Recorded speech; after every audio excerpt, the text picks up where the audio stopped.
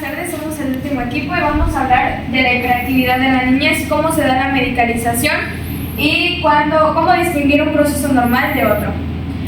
El equipo está conformado por su servidora Dafne Valencia, por José Guevara y Zoila Santos.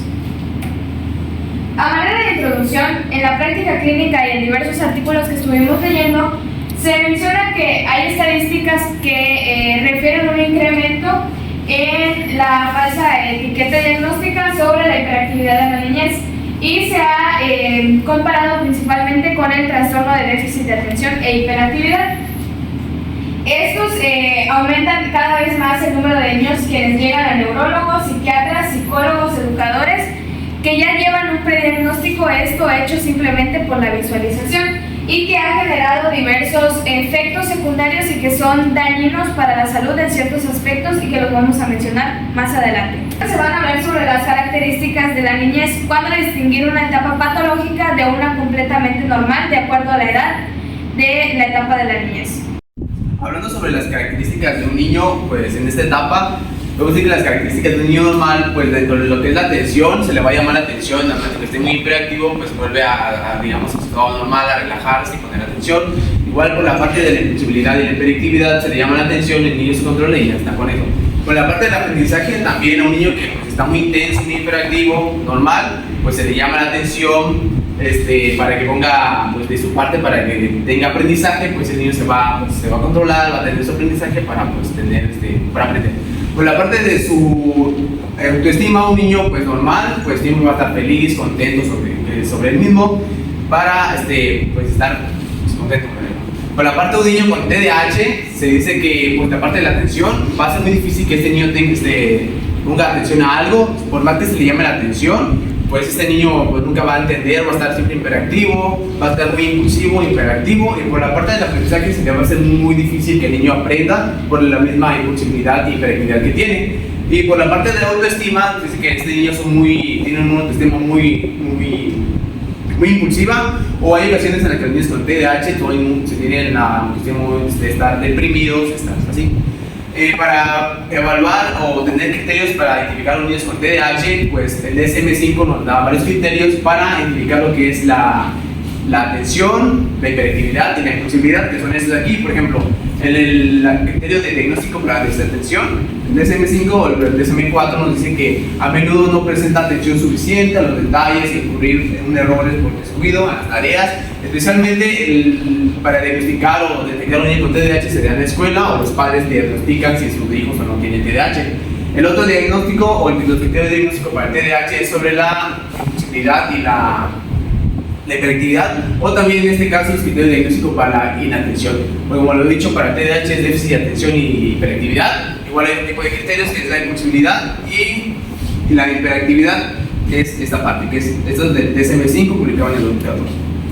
Y igual tenemos el efecto que tiene la medicalización en los niños.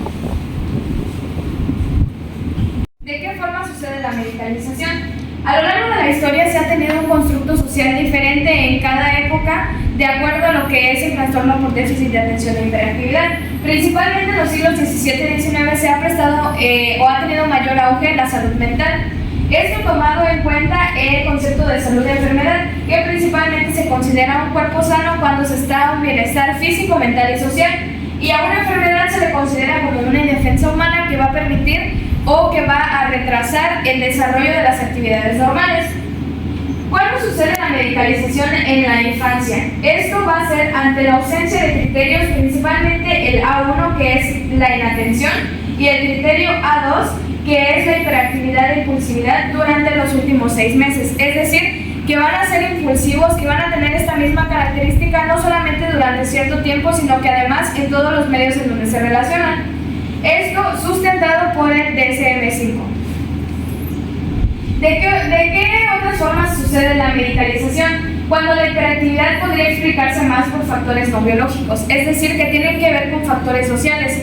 No sé si alguna vez les ha pasado que hacen muchas comparaciones entre los niños, o hay padres que se comunican y que dicen, no, pues es que el hijo de tal persona es menos inquieto que el nuestro. Pero no se ponen a pensar cuáles son las relaciones que han tenido en su vida, si los padres trabajan, si le prestan atención, o si es el medio donde se relaciona que favorece la violencia, etc. No hay lesiones cerebrales, como lo mencionaba, a lo largo de la historia se han construido diversas definiciones sobre el TDAH, en donde se creía que la hiperactividad se le debía a lesiones ya sea leves o fuertes en el área del cerebro. Y la falsa etiqueta diagnóstica nunca va a ir sola. Al estar medicalizando la hiperactividad va a traer como consecuencia otros factores que lo voy a mencionar en las consecuencias. Y la medicalización también sucede por la mera observación de los rasgos conductuales de los niños. Es decir, como les mencionaba al principio, los niños ya van prediagnosticados solamente por el hecho de verlos inquietos y decir tienes TDAH.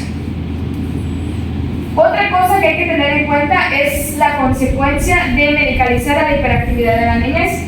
El circuito etiqueta diagnóstica patologización. Esto quiere decir que va a limitar un tratamiento en cuanto a las personas que de verdad presentan el TDAH, por lo que no se va a permitir establecer una evidencia concreta sobre cuáles son los efectos positivos que presentan al ser mayor número de población al que se somete al mismo tratamiento, considerando que algunos no lo tienen y los que verdaderamente lo presentan.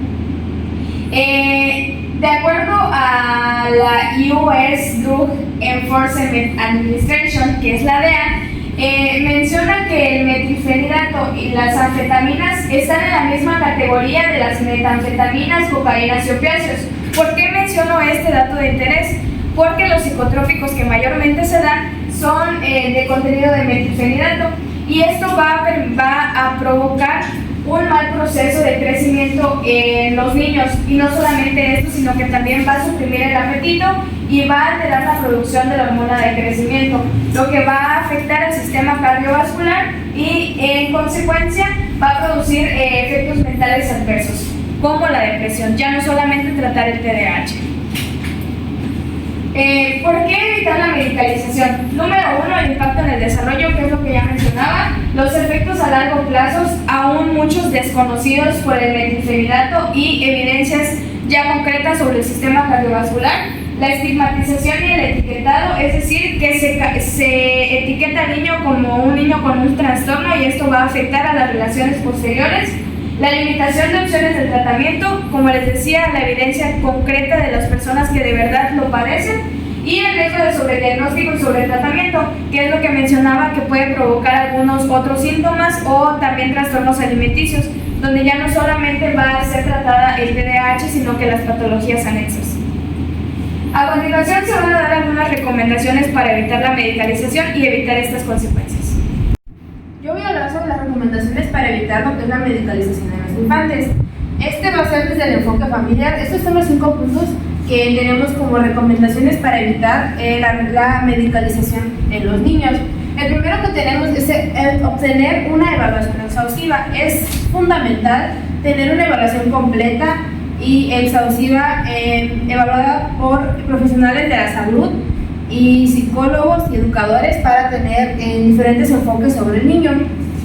Lo que son segundas opiniones, es importante que ya teniendo un diagnóstico sobre lo que es el padecimiento del infante, siempre es bueno tener una segunda o tercera opinión sobre otro profesional para ya sea confirmar el diagnóstico que se le dio al niño en primero o bien descartarlo por alguna otra situación. Lo que es una evaluación multidisciplinaria, en cuanto al enfoque familiar, es bueno siempre tener como el querer tener una evaluación multidisciplinaria, tanto en el ámbito de salud, hablando con neurólogos infantiles, psicólogos infantiles, educadores y también diferentes tipos de terapeutas.